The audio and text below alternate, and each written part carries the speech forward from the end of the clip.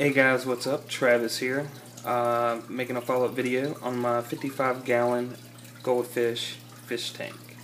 I'm going to be asking you guys a few questions, and hopefully I can get some answers in the comments, but I will tell you my setup. It is 55 gallons. I do have two Marine Land, I think it's the Penguin BioWheel power filters. I'm not sure the size of this one, but this is the one that's got the two bio on it, and I have one over there that does I think 50 gallons is what it was for, so I put two of them on there because those guys put off a lot of waste and couldn't hurt. Let's see, I have 1, 2, 3, 4, 5, 6, 7 marimo mothballs. And the reason I got those is I was doing some research, and well, I seen some in the store, and decided to research them at home before I bought them. And I heard that they can outcompete different types of algae that show up in the tank. And I was starting to get some brown algae in the tank, so I decided to get these to see if it would work. So I'll let you guys know about that and see how that goes. And that's also why I got these apple snails. So they can eat off some of the algae and leftover food by the fish. He is a Cory catfish, and he does quite well with the goldfish. He gets along with them, and they get along with him. But I've had him probably for about a month now. But anyways, here's one of the questions that I had. I don't know if you can see this guy, the red and white guy. Yep, him looking at us. Okay, he always used to set up at the top of the tank gasping for air. Okay, so first off, I'm no idiot. I know how the nitrogen cycle works. I know to test for ammonia, nitrites, nitrates, blah blah blah. So that's, you know, what I used to do, and all those tests came back just fine. So I don't know if he has had some type of gill damage in the past by being present to ammonia, or exposed to ammonia, I mean, or if he just likes to chill up at the top. But here's something that I did, and ever since I did this, he's been swimming where he is supposed to swim, which I believe goldfish are mid-level swimmers. And I used to keep my water level close to the trim up there at the top. And when I did that, it wasn't creating all this disturbance on the surface. And I changed that probably 3-4 days ago. I dropped my water level, and now the biggest difference I can tell is I have, you can see them, just thousands and thousands and thousands and thousands of bubbles throughout the water, and, you know, going up to the top and causing that disturbance, which is, you know, needed. So I don't know if that was his problem. You guys can give me your opinion on that. But that's one question I had. And let's see.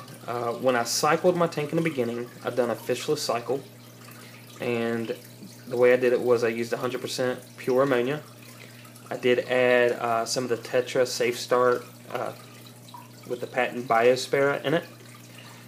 And I did that without fish, just kept on adding pure ammonia every day to the tank until I started getting traces of nitrates, and I kept on doing it until I finally started getting 0 traces of ammonia. And then that's when I went out and got my first couple fish. I think I started off with 2, and then I waited another week and got 1, then waited another week and got another one. And if you're watching this video and you don't know why I did that, you don't want to overstock your tank right from the get-go. Well, not overstock it, but you don't want to throw in a bunch of fish into your tank from the get-go. You have to give your biological filter time to catch up with the bio load in your tank. You have to wait for that beneficial bacteria to grow and expand to handle more fish. If not, I've seen people do that, and, you know, their fish will die because there'll be, you know, maybe some ammonia in their tank. and the fish will be exposed to it and they'll die. Other things that I've seen when people do that, I'm guessing it's called like a bacterial bloom, and from what I've read, it's just from where bacteria reproduce themselves very rapidly to try to catch up with the bioload, and it just causes your water to be extremely cloudy, which is fine. It'll go away probably within a week. So that's that. And the other question that I had is, let's see, so it took me about 3.5, 4 weeks to cycle my tank when I did it that way, and I would say all these fish have been in this tank for probably 9-10 months, somewhere around there, because I know I've had the tank for about a year, and it took me a month to cycle, or took me about a month to cycle it before I started adding fish. And another question that I have is this one right here. How come these guys haven't grown? They've grown a little. The one that's grown the most is this little guy right here, the black Moor. He was just a little baby when I got him, and he has shown the most growth. I feed them omega, omega-1 flakes, omega-1 freeze-dried bloodworms as treats, and I also have omega-1 sinking pellets that I feed them. And also I do provide them with peas, which from what I've heard is good for their digestive systems. Helps them, I guess, from getting constipated and stuff like that. But they haven't really grown.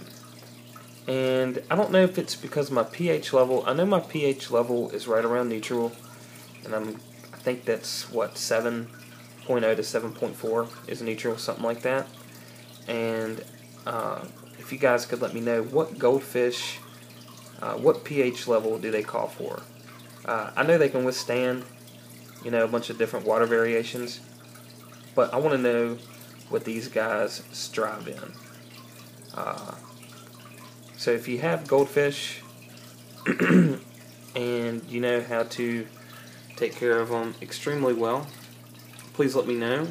If you know any other type of foods that you can feed them that maybe can help them grow a little bit quicker, maybe I might be interested in that. That's pretty much it. Those are the only questions that I have for now. I don't have any trouble. Like I said, I don't know why they're not growing. I thought they would grow a little bit quicker. I could be wrong. That's why I'm making this video, so I can know. But there's no traces of ammonia. There's no traces of nitrites. Just usually when my nitrates get at a high level, I do a water change, and I don't even really test for that stuff anymore unless my fish start acting funny, because the tank is cycled. But I do water changes once a week, sometimes twice a week if I'm bored, and it is a 55-gallon tank, and I do 10-gallon to 15-gallon water change using a gravel vac. So the only thing that I could think of is either they're not eating enough or my pH level is not where it needs to be. So if you guys could answer that for me, that would be great. Hope you guys enjoyed the video. I don't want to take up any more of your time. Just leave questions and answers in the comments, and I'll be in touch. Thanks, guys. Have a good one.